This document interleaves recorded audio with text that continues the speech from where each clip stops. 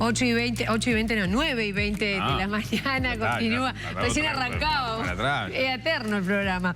Continúa Arriba Gente, vamos a hablar de un tema muy interesante. Uno sale por las calles de Montevideo, otras partes también del país y ve un montón de autos eléctricos. Incluso cuando uno tiene una platita y piensa comprarse un auto, a veces le dan la opción de eléctrico o no eléctrico y lo piensa y empieza a manejar ventajas, desventajas. Sobre todo eso vamos a conversar ahora con Mauricio Plastina, él es capacitador de producto automotriz. ¿Cómo le va? Bienvenido. Muchas gracias. Un placer recibirte. Bueno, creció la venta de autos eléctricos. ¿Por qué entendés que el uruguayo está optando por esta opción? A ver, un poco por moda, pero en gran parte porque es una gran diferencia en plata, básicamente. El ahorro es muy grande, pero está empezando a notarse la contracara de nos tiramos a la pileta porque sale mucho más barato y hay mucha gente que se está agarrando la cabeza porque no hay disponibilidad de cargadores públicos, no puede poner un cargador en su casa o en su edificio. Entonces no es simplemente pensar en, bueno, sí, sale mucho más barato, paga menos patente, sino que es hacer otro tipo de análisis si realmente me sirve o no. También el hecho de que el auto eléctrico se sabe que no todos, pero gran parte de los modelos que hoy hay en la oferta, y no solo acá, es a nivel global, sufren una depreciación más alta que los autos a combustión o con otro tipo de electrificación. Y eso hace también que dentro del análisis que uno tiene que hacer precompra del vehículo, ponga en la balanza si por la cantidad de kilómetros que uno va a hacer anualmente va a poder amortizar esa depreciación. Lo que sí es que a la hora de vender te van a pagar menos por un auto eléctrico que por uno que no es. Exacto. En realidad, hoy por hoy, hasta ahora, el mercado no conoce qué va a pasar con el mercado precisamente de los eléctricos usados.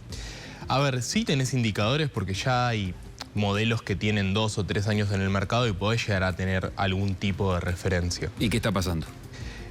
Hay cierta depreciación, pero a ver, siempre el valor del auto usado o lo que el valor de un auto retenga a lo largo de su vida, en gran parte depende de la apreciación que le dé la gente. O sea, eso no lo podemos tabular. No es como ir a la tabla, por ejemplo, de SUSIBE, que fue tan polémica en estos días con los cálculos de costo de patente, sino que eso lo va a ir marcando el mercado en base a el valor residual que perciba la gente del producto, de la marca, qué tan buena postventa de la marca.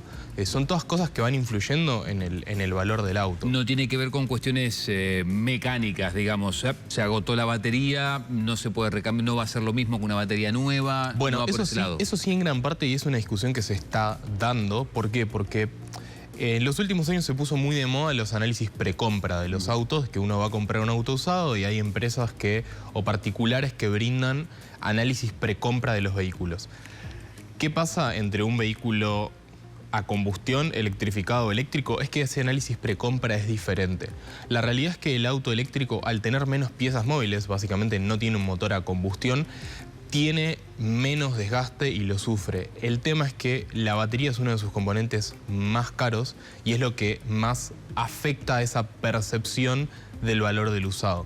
¿Qué es lo que pasa? Y esto se lo digo a la gente para que no le tenga miedo.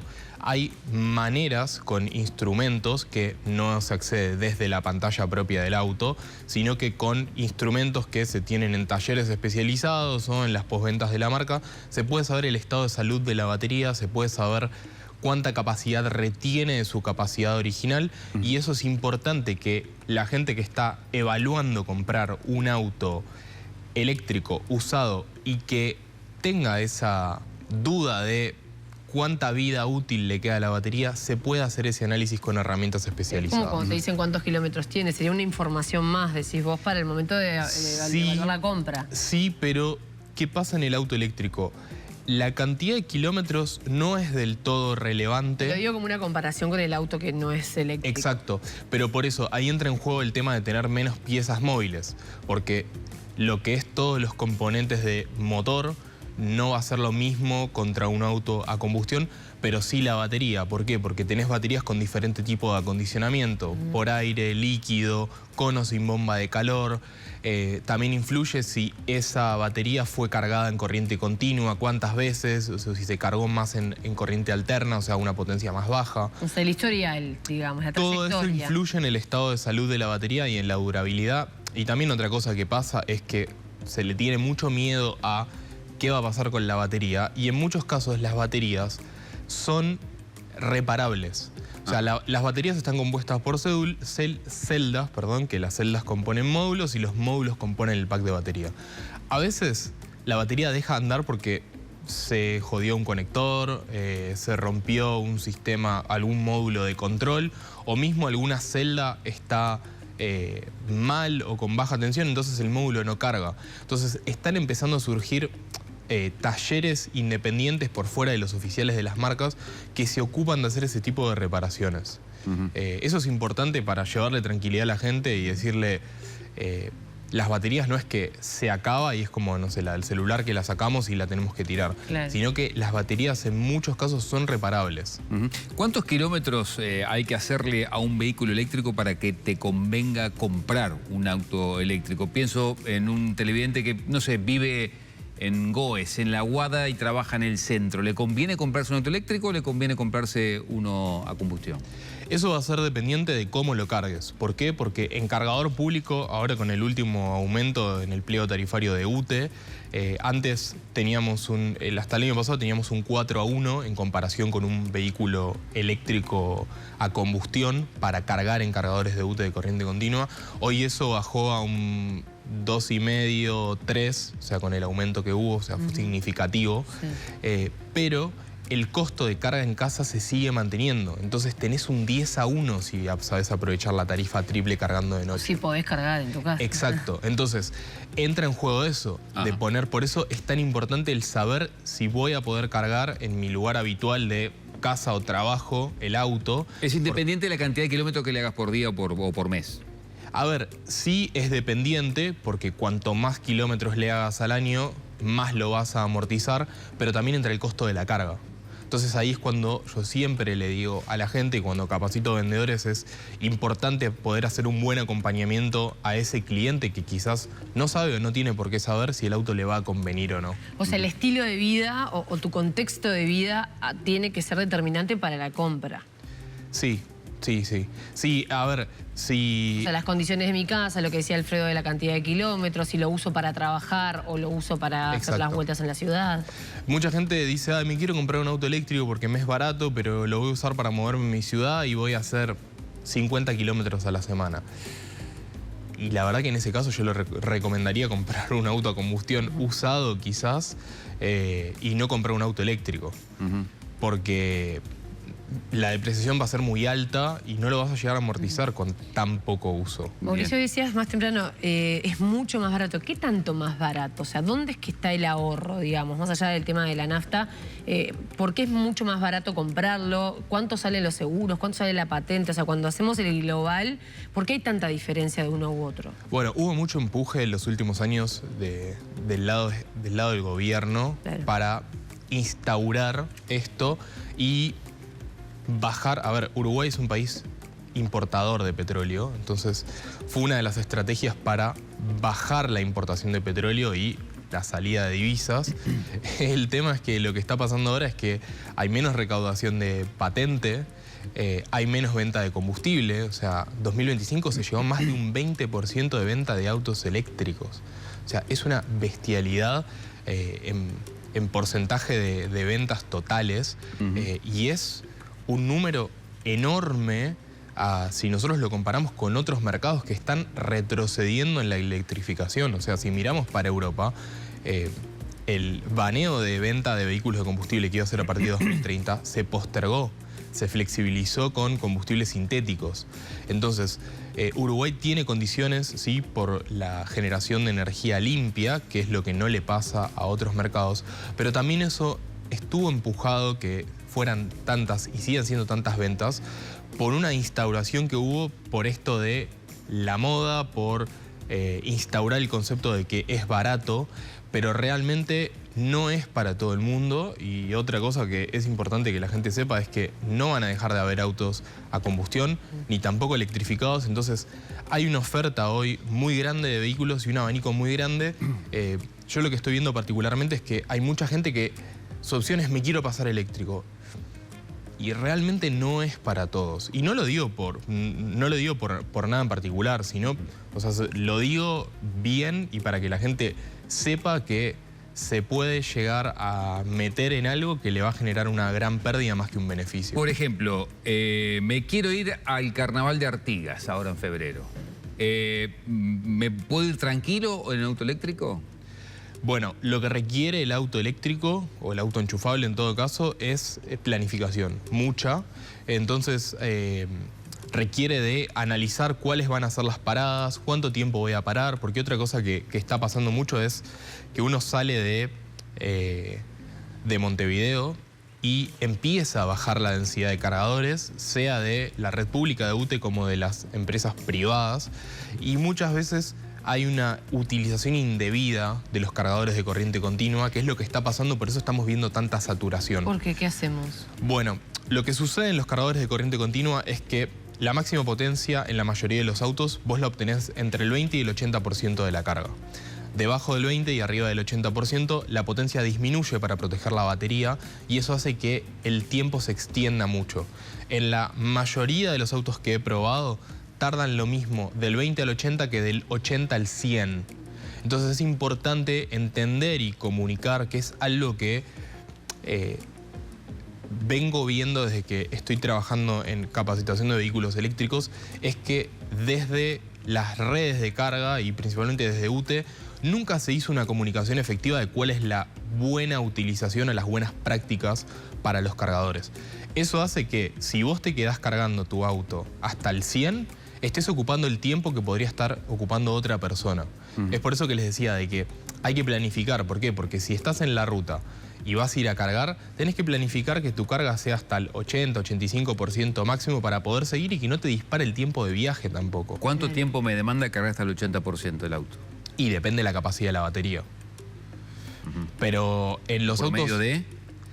Y la mayoría de los autos andan en los 30 minutos. O sea, depende de la capacidad de la batería, la potencia de la cargue el auto y la potencia que pueda entregarte el cargador, que no siempre es la misma, porque hay cargadores de UTE a los que vos vas que hacen balanceo de carga. Si vas y el cargador tiene dos bocas, si estás usando una sola te da full potencia, si estás usando las dos hace un balanceo entre las dos tomas de carga. O sea que yo ya sé que si voy a hacer un viaje largo, siguiendo el ejemplo de Artigas, seguro tengo, además de lo que me demanda el viaje, unos 30, 40, 45 minutos de parada para cargar electricidad. Sí.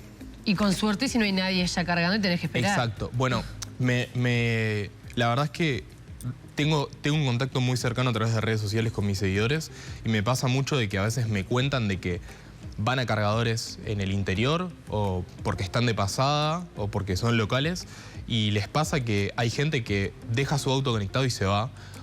Para eso UTE tuvo que implementar multas a partir de los 20 minutos de los autos que están conectados y no están cargando. Se empieza a cobrar por minuto determinado monto, depende si es cargador de corriente continua o corriente alterna.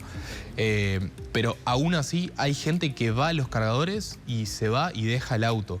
Por eso también les decía que es importante saber esto de cuáles son los tiempos para cargar en corriente continua. Mauricio, también pensaba qué desafíos tienen, por ejemplo, los talleres mecánicos en Uruguay, ¿no? O sea, ¿están formados para este tipo de atención a este tipo de autos o aquellos que tienen ese oficio tuvieron que ir haciéndose en la marcha? Bueno, los oficiales tienen capacitaciones de parte de las marcas y eso lo cuento con conocimiento de causa porque yo he trabajado en un importador acá en Uruguay y he estado del otro lado y las capacitaciones a los oficiales son muy buenas y el soporte de fábrica también. Pero el taller X, digo, ¿no? Los particulares se tienen que ir... A ver, de a poco se van capacitando. Por eso te decía, cuanto más mercado de usado haya, más se va a expandir. ¿Por qué? Porque el auto que todavía está en garantía, la gente sigue yendo al oficial a hacer el servicio. Claro, todavía no han tenido como la exigencia de recibir esos autos porque no hay tantos que necesiten atención. O sea, el derrame al taller no oficial se da cuando el auto pierde la garantía. Tú decías mucha gente que deja el auto cargando, consulta práctica. ¿Yo puedo estar en el auto usando, por ejemplo, el aire acondicionado mientras se está cargando el vehículo? Sí, porque la potencia que consume es muy baja, entonces no te va a afectar el tiempo de carga. O sea, me puedo quedar viendo una serie si quiero mientras cargo el auto, esos 40 minutos. Sí, a ver, tenemos que pensarlo de la siguiente manera también, ¿no? Hoy se están instalando muchos cargadores por ahí en supermercados, en estaciones de servicio, y muchas veces uno tiene que pensar que la parada que hiciste para ir al baño, para buscar un café, es lo que te dio para hacer la carga parcial del auto y seguir. O sea, también cuando uno hace ruta es hacer un descanso para no estar ahí enfocado y cansado. También está bueno aprovecharlo para eso, hacer como una parada para cargar. Tomarlo como parte del viaje, digamos. Exacto. Una instancia más del viaje. Entonces uno capaz dice, bueno, y lo mejor es el híbrido, ¿no? Porque tiene todas las bondades de todas las opciones. ¿Es así o...? Bueno, hay un tema conceptual con el híbrido que muchas veces la gente se queja, y es que siempre el auto electrificado, sea microhíbrido, híbrido enchufable o eléctrico, va a rendir más en ciudad que en ruta. Eso es porque aprovechamos la regeneración y recuperamos energía de la batería durante el frenado. Muchas veces hay gente que se compra, por esto que vos mencionabas, un híbrido diciendo, bueno, no, va a ser eficiente en toda situación. Y resulta que salen a la ruta y le termina gastando más que lo que le gasta en ciudad, y eso es normal, porque en la ruta se nos suma la resistencia al avance por el viento, la resistencia de rodadura de los neumáticos, y además no tenemos regeneración, entonces aumenta el consumo. Por eso les digo que es muy importante hacer un buen análisis previo de qué vehículo es el que más me sirve. Claro, ¿cuál es para mí, digamos? Exacto. En función, supongo, de todo lo que has estudiado, y teniendo en cuenta la cantidad de vehículos que se ha vendido en Uruguay, y además teniendo en cuenta también la cantidad de puestos, digamos, de carga, ¿cómo está el Uruguay en ese sentido? ¿Hay un déficit, se puede decir que hay un déficit de puestos de carga para vehículos eléctricos en Uruguay? Hasta cierto momento la red acompañó el crecimiento. Yo hoy creo que se está empezando a saturar, pero a ver, si nosotros no usamos de manera correcta la red, siempre se va a saturar. No importa que haya cargadores en todas las cuadras, va a estar siempre saturado. Otra cosa que creo que deberíamos de copiar, que se aplica mucho en Europa, es la gente está muy desesperada por cargar en corriente continua, ir y cargar en media hora y seguir. El auto está la mayor parte del día parado, a menos que trabajes en taxi, remis, aplicaciones, que lo utilices para trabajar, que seas un delivery. Realmente el auto está parado todo el tiempo. Entonces, algo que deberíamos copiar de Europa, que está muy bueno, es que en la calle se instalan postes de carga en corriente alterna.